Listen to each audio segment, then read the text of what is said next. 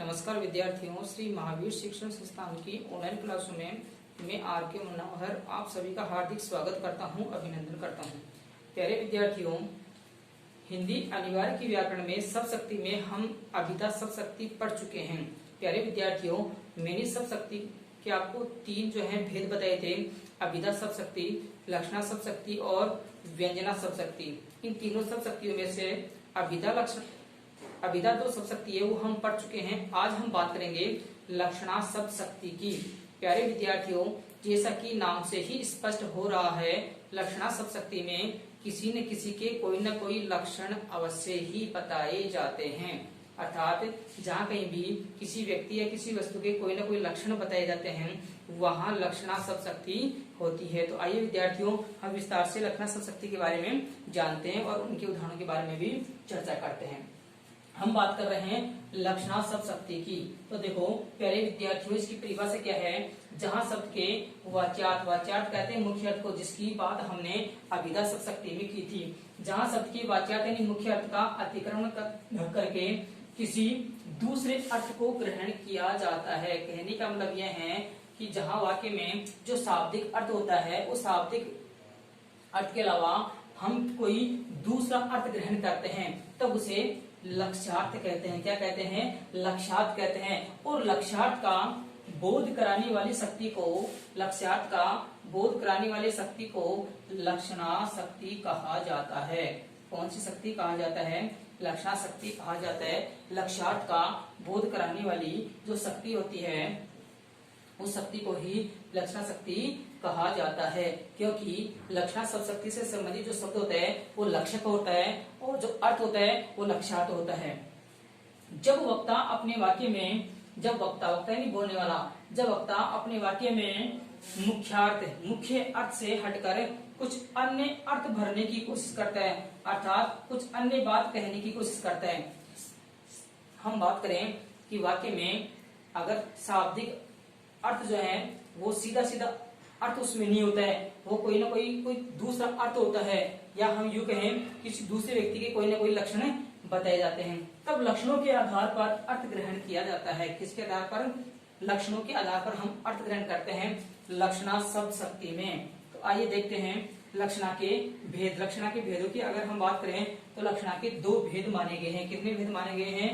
दो भेद माने गए हैं। एक है रूढ़ि लक्षणा और दूसरी है प्रयोजनवती लक्षणा। कहीं कहीं रूढ़ा लक्षणा भी लिखा होता है। रूढ़ा लक्षणा, एक है रूढ़ा लक्षणा और दूसरा है प्रयोजनवती लक्षणा। तो देखो रूढ़ा लक्षणा कहाँ होता है? जब किसी काव्य रूढ़ी का मतलब होता है परंपरा। रूढ़ी का मतलब क्या होता है? परंपरा।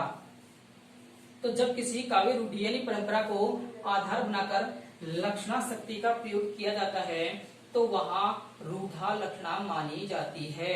कौन सी लक्षणा मानी जाती है? रूढ़ा लक्षणा मानी जाती है। रूढ़ से हम बात करते हैं जो भी प्राचीन जो परंपराएं हैं, उन परंपराओं के आधार पर हम अर्थ ग्रहण करते हैं, वहाँ रूढ़ा लक्षणा होती है। हम एक उदाहरण के माध्यम से समझते हैं। यहाँ पर देखो एक उदाहरण दिया गया है कि राजेश का पुत्र तो ऊंट हो गया है। राजेश का पुत्र तो ऊंट हो गया है। यहाँ पर शाब्दिक अर्थ तो क्या निकल रहा है कि राजेश का पुत्र ऊंट हो गया है। यहाँ पर राजेश का पुत्र जो है ऊंट नहीं हुआ है। कहने का तात्पर्य यह है कि ऊंटों के जो लक्षण है, और ऊंट जो है वो बहुत लंबा जो है जानवर होता है। तो यहाँ पर कहने का मतलब यह है कि ऊंट के लक्षण यहाँ पर बताए गए हैं। राजेश के पुत्र में ऊंट के समान जो लक्षण है वो लक्षण बताए गए हैं। या हम यूं अर्थ ग्रहण कर सकते हैं कि राजेश ऊंट के समान लंबा हो गया है। राजेश ऊंट के समान लंबा हो गया है। कहने का मतलब क्या है कि इस उदाहरण में ऊंट का अर्थ है अधिक लंबा होना। ऊंट का अर्थ क्या है? अधिक लंबा होना। अब यह अर्थ रूढ़ी के आधार पर, किसके आधार पर? रूढ़ी के आधार पर लिया गया है, अतः यहाँ रूढ़ा लक्षणा है। कौन सी लक्षणा है? रूढ़ा लक्षणा है। तो देखो पहला उदाहरण आपकी जो है समझ में आ गया होगा। यहाँ पर पहले उदाहरण में क्या बताया गया है कि राजेश का पुत्र तो ऊंट हो गया है, अर्थात राजेश का पुत्र ऊंट नहीं हुआ है। इसका ऊंट के जो लक्षण है, ऊंट के लक्षण बताए गए हैं कि ऊंट के समान वह लंबा हो गया है। तो यहाँ पर जो है मुख्य अर्थ का तो क्या हो गया है? अतिक्रमण हो गया है, और कोई दूसरा ही अर्थ हम ग्रहण कर रहे हैं। किसके संदर्भ में? लंबे होने के संदर्भ में, कि राजेश का जो पुत्र है वह ऊंट के समान लंबा हो गया है, अतः यहाँ पर कौन सी लक्षणा है? रूढ़ा लक्षणा है। कौन सी लक्षणा है? रूढ़ा लक्षणा है। अन्य उदाहरण की अगर हम बात करें तो और भी इनके अलावा बहुत सारे उदाहरण यहाँ पर दिए गए हैं, तो देखो उन उदाहरणों के माध्यम से भी हम रूढ़ा लक्षणा को जान सकते हैं। जैसे पहला उदाहरण है, राजस्थान वीर प्रदेश है। राजस्थान वीर प्रदेश है। प्यारे विद्यार्थियों, राजस्थान वीर प्रदेश का तात्पर्य है कि राजस्थान में रहने वाले जो लोग हैं वह वीर हैं। राजस्थान में रहने वाले जो लोग हैं वो किसके समान हैं? वीरों के समान हैं, वीर पुरुष हैं, इसलिए राजस्थान को वीर प्रदेश कहा गया है। यहाँ पर वीर पुरुषों के लक्षण बताए गए हैं। नरेश गधा है। नरेश गधा है। दूसरा उदाहरण है हमारा, नरेश गधा है। प्यारे विद्यार्थियों, सीधा सीधा अर्थ जो है यहाँ पर क्या लिया गया है? नरेश गधा है, लेकिन वास्तव में यहाँ पर नरेश गधा नहीं है। गधे के जो लक्षण हैं वो नरेश में बताए गए हैं, अर्थात जो नरेश है उसमें गधे के समान लक्षण हैं। नरेश में किसके समान लक्षण हैं? गधे के समान लक्षण है या गधे जैसे लक्षण हैं, क्योंकि जो गधा होता है वो मूर्ख होता है। जो गधा होता है वो कैसा होता है? एक मूर्ख जानवर होता है गधा, इसलिए नरेश को यहाँ पर मूर्ख बताया गया है। नरेश को क्या बताया गया है? मूर्ख बताया गया है। अगला जो उदाहरण है, मेरा मित्र नारद है। मेरा जो मित्र है वे क्या है?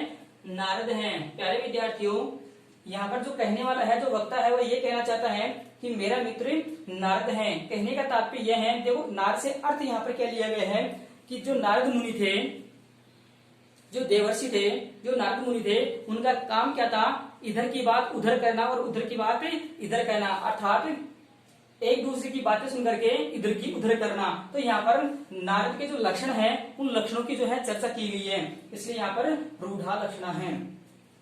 वह स्त्री मंत्रा है। वह स्त्री क्या है? मंत्रा। प्यारे विद्यार्थियों, ये मंत्रा कौन है?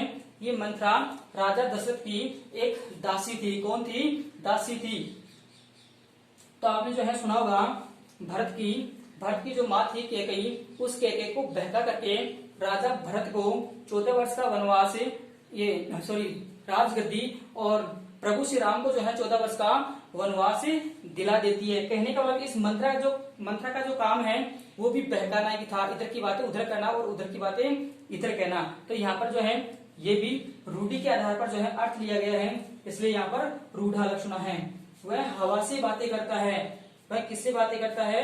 हवा से बातें करता है। प्यारे विद्यार्थियों, यहाँ पर मुहावरे का प्रयोग किया गया है। किसका प्रयोग किया गया है? मुहावरे का। एक बात का आपको विशेष ध्यान रखना है कि जहां कहीं भी मुहावरे आएंगे, क्या आएंगे? मुहावरे आएंगे, वो मुहावरे वाले जो उदाहरण हैं वो भी इस लक्षणा सब शक्ति के अंतर्गत ही आएंगे। तो यहाँ पर देखो कुछ मुहावरे वाले जो उदाहरण है वो भी आप लिए गए हैं। हवा से बातें करना, वह हवा से बातें करता है। हवा से बातें करना का तात्पर्य यह है बहुत तेज चलना, बहुत तेज गति से चलना, बहुत स्पीड से चलना। तो वह हवा से बातें करने का मतलब यह है कि वह बहुत तेज गति से चलता है। पुलिस को देखकर चोर 9-2-11 हो गए। प्यारे विद्यार्थियों, यहाँ पर भी मुहावरे का प्रयोग किया गया है। किसका प्रयोग किया गया है? मुहावरे का प्रयोग किया गया है। 9-2-11 होना, 9-2-11 होना मुहावरे का क्या है? भाग जाना। 9-2-11 होना मुहावरे का क्या है? भाग जाना। तो यहाँ पर देखो बताया गया है कि पुलिस को देखकर चोर 9-2-11 हो गए, अर्थात भाग गए। तो यहाँ पर भी मुहावरे का प्रयोग किया गया है। तो जहां कहीं भी मुहावरों का प्रयोग किया जाएगा वहां पर रूढ़ा लक्षणा होगा। इसके बाद में